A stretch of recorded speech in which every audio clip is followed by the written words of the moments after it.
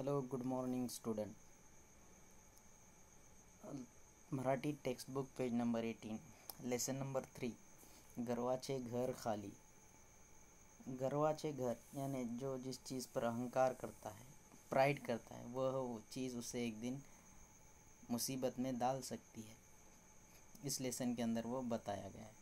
हरण की तरह दिखने वाला एक प्राणी जिसको इस लेसन के अंदर सांबर कहा गया है, उसकी सींगें बहुत खूबसूरत रहती है और उस पे गर्व करता है कि मेरी सींगें बहुत अच्छी है, और अपने पैरों को देखकर नाराज़ होता है.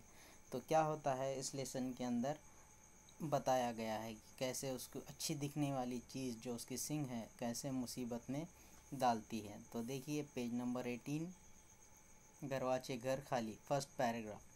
एका जंगलात एक सांबर राहत होते.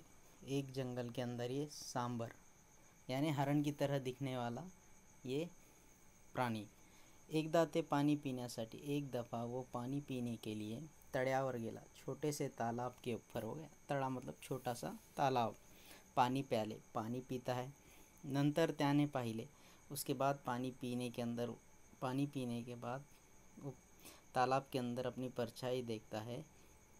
पाण्यात पाहिले, पानी के अंदर वो अपनी परछाई को देखता है.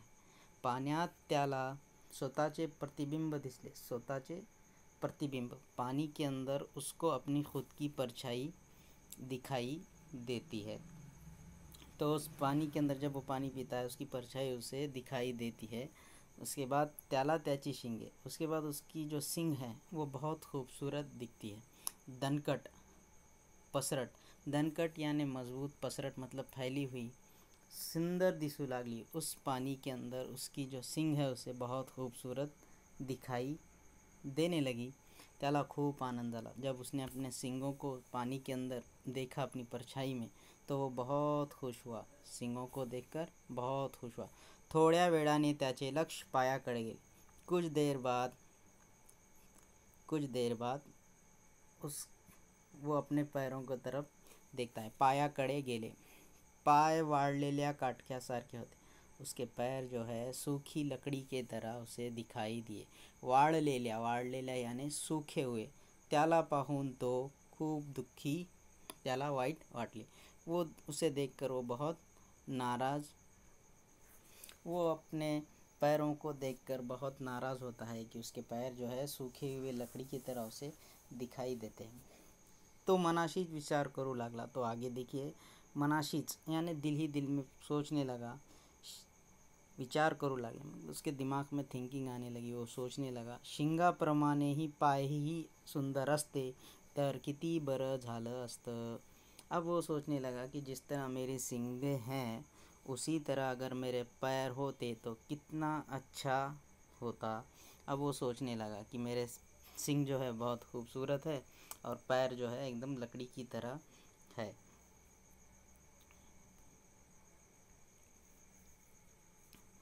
जैसे ही वो सोचने लगता है उतने में सडनली वाघाची डरकाड़ी, शेर की दहाड़ उसे सुनाई देती है. डरकाड़ी मतलब लॉयंस रोअर जिसको हम कहते हैं, डरकाड़ी. सांबर भानावर आले. अब वो जो सोच रहा था कि मेरी सींगें बहुत अच्छी है और पैर मुझे बिल्कुल पसंद नहीं है, तो अचानक से उसको सांबर भानावर आले. वो एकदम अपनी सोच से ऊपर आ गया. जैसे ही उसने आवाज़ सुनी शेर की, जीव वाचवण्यासाठी, जान बचाने के लिए पळत सुटले. जान बचाने के लिए वो अपने पैरों के ज़रिए भागते, पळत सुटले मतलब भाग निकला, बहुत तेज़ भागने लगा. रानातील मतलब जंगल के अंदर, बहुत दाट झाड़ी मतलब एकदम बहुत सारी झाड़ी के अंदर, शिरले उसके अंदर उसको घुस जाता है. पड़ताना त्याची शिंगे एका जाड़ीदार वेलीत अडकली. जब वो भाग रहा था तब जो उसकी जो खूबसूरत दिखने वाली सिंग है एक जालीदार बेल के अंदर अटक गई. अडकली यानी अटक जाना. त्याचे पड़ने थामले.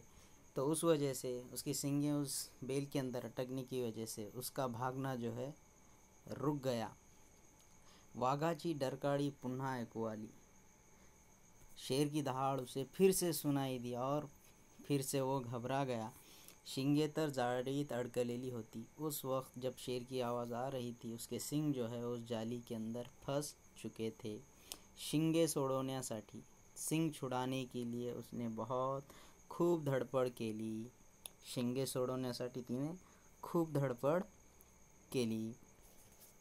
ये देखिए यहाँ पर उसकी जो सिंगे हैं उस बेल के अंदर अटक चुकी है और वो भागने के लिए कोशिश करने लगा था। तो वो अपनी सिंगे छुड़ाने के लिए बहुत कोशिश करता है। फिर आखिर में शेवटी सांबराने, शेवटी मतलब आखिर में, सांबराने शिंगे कशीबशी सोडवून घेतली। किस तरह से उसने उस जाली के बेल के अंदर से अपनी सिंगे किसी तरह से निकाल ली। आणि ते पड़त, पड़त मतलब धावना, रनिंग करना, सुटले, वो भागने लगा। सांबर धावले, वो सांबर जो है खूब देर तक भागते रहा। बरेच दूर आल्यावर ते थांबले, बहुत दूर आने के बाद वो रुक गया।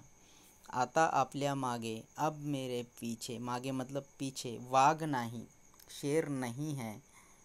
हे कळताच त्याला संकटातून सुटल्यासारखे वाटले। अब उसको जब लगा कि मेरे पीछे अब शेर नहीं है, संकट यानी परेशानी, प्रॉब्लम जो उसके पीछे थी, शेर उसके पीछे लगा था, सुटल्यासारखे वाटले, अब मेरे पीछे शेर नहीं है और मैं बच गया। जब उसको लगा तो मनाशीच म्हणाला, फिर से वो अपने दिल से बोलने लगा, मनाशीच यानी दिल से बोलने लगा, मला माझी शिंग सुंदर वाटली। वो पहली दफ़ा जब पानी के अंदर उसकी परछाई देखता है तो कहता है कि मेरी सिंग बहुत खूबसूरत है।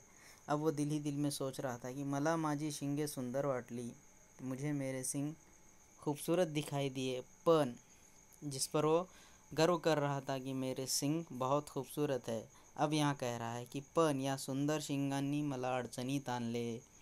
जो खूबसूरत दिखाई दे रही थी उसकी सिंग उसको, वो उस वजह से परेशानी में आ गया था। क्यों? तो उसकी सिंगे जो है एक जालीदार बेल के अंदर जाकर अटक गई थी।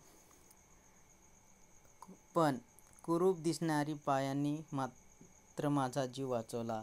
जो बुरे एकदम सूखे लकड़ियों के तरह, कुरूप मतलब बुरे दिखना, वाइट दिखनार्या, दिखने वाले बुरे पैर उसका जान उससे बचाते हैं। क्यों? तो उस पैरों के ज़रिए वो भाग निकलता है, शेर से बच जाता है। तो लास्ट में मोरल इसका बताया गया है कि खरोखरच गर्वाचे घर खाली असते।